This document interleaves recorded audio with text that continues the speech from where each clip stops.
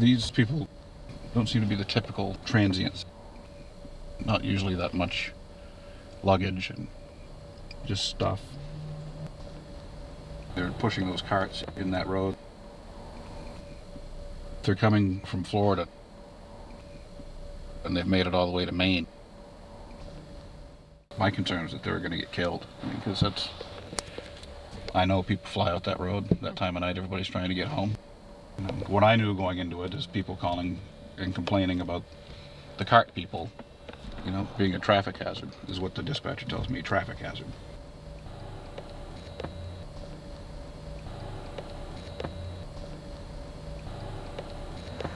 I saw them parked up here. I saw all of their stuff, and then when the man came in, I recognized him from his carts, and I just talked to him for a moment. I'd also heard that he'd been down in Kittery the week before, so I was interested in talking with him. They were going 2,800 miles with these shopping carts.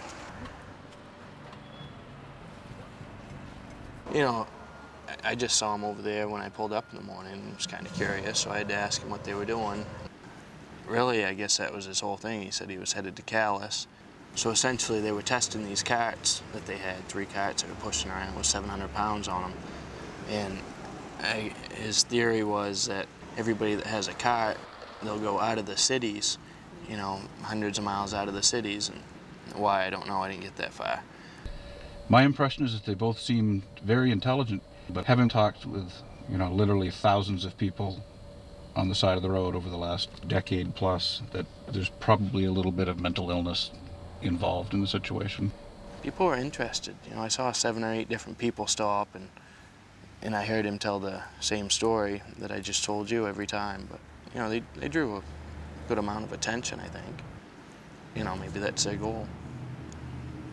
And I think religion had something to do with it. He had a sign on there about Christ and all that. He talked to me quite a bit about cell food, which apparently has something to do with oxidation in your, I'm not sure. Basically, it's supposed to keep you from getting sick. And I looked into it a little bit. There's some science behind it, and it seemed to make sense. I may try it and find out, see what happens.